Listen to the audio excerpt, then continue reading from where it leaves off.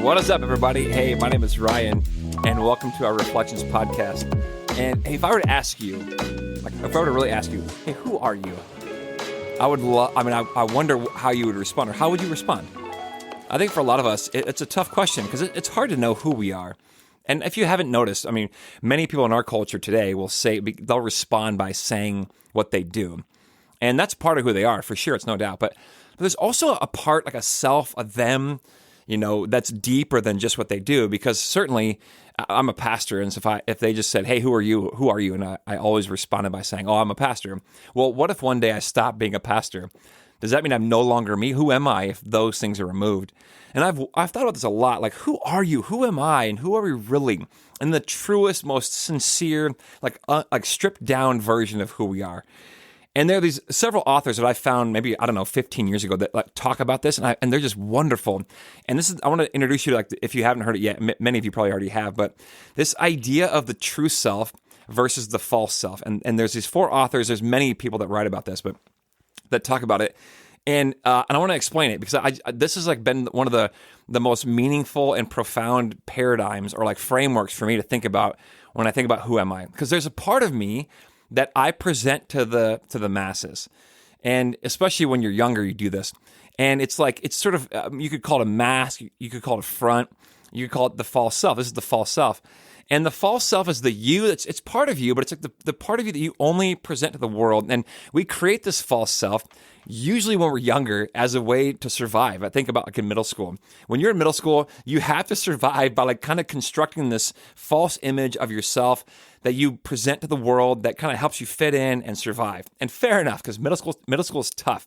But when you grow older, that isn't really actually who you are, and you don't really need that any longer. Because when you grow older, you might feel like you need it, but you really don't. And the problem with the false self is it's not sincerely who you are, and it isn't the you that God knows.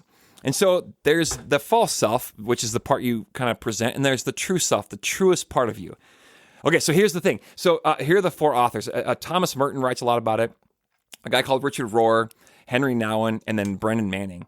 And they write about it. They're all kind of different, but they're all kind of the same too. But I love it. So here's some ways that they describe the true self. So Merton describes the true self as the self that exists in God and for God. It's untouched by illusion. It's the part of you that is known by God that doesn't have the false construct.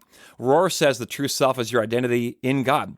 Your soul at rest, not something you achieve, but something you already are and must awaken to. Nouwen writes that the true self is the self that knows it is beloved by God, independent of success or failure. I love that.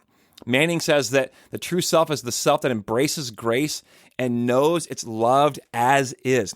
So it's the truest, deepest part. If I strip away everything from your job, what you're known for, that's the truest self that God knows that is deeply rooted in kind of inside of you.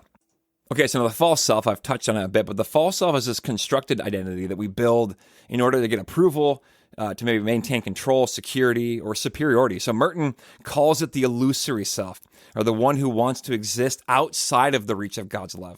Rohr describes it as this ego-driven identity, your roles, your labels, your achievements, your defenses. Nouwen says that it's the self that believes I am what I do, or what I have, or what others think about me or say about me. So your reputation. And Manning sees it as this imposter self. I love that word, the imposter. Afraid of being exposed and desperate to prove its worthiness. And I love it because there are these parts of ourselves that we present to the world that are attached to what we do and what we think others think of us, and kind of a protection sort of around our true self. But those aren't really who you are. Now, here's what you do, though. So the reality is that's actually part of you. It is. You don't want to reject it, be like, oh, I can't, and kind of hold that part of you at arm's length, or even sort of experience all this shame because you notice the false self, because it actually is a part of who you are. What you do is you bring the false self in, and you kind of help it understand that, hey, you were needed for a time, and I appreciate you and all that you did to help me survive when I was younger, or even as an adult. But I don't need to have you be front and center anymore. And so you bring it in and you welcome it and you kind of love it and you embrace it and help it know, like, hey, we don't have to use you anymore. There's a part of us, the true self, that wants to be released into the world, that has to be released into the world. The part of us that is free, as I mentioned a couple of podcasts ago, this untethered person, like when Brennan Manning says a free person in the world, that's the part of you that the world needs so desperately. And if you notice, we have a bunch of folks around us operating out of their false selves. They're constantly talking about their job or their reputation or whatever, and they're trying to prove their own worthiness. And the deepest truth in the universe is they are already loved by God. They don't have to do any more. They're already embraced and loved, and Christ has already died for them. And so the reality is, like, let go of all those false self ideas and attachments and hooks, because you don't need them. And others don't even know you because all they know is this false self. So anyway, what I want to say is that I want to invite you today to experience and explore who are you? Who's the true you?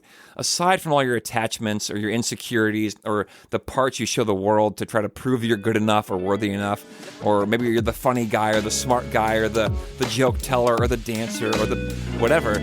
Who are you aside from all of that? That's the part that we want to know so desperately, that God wants to let free in the world. All right, peace. Love you guys.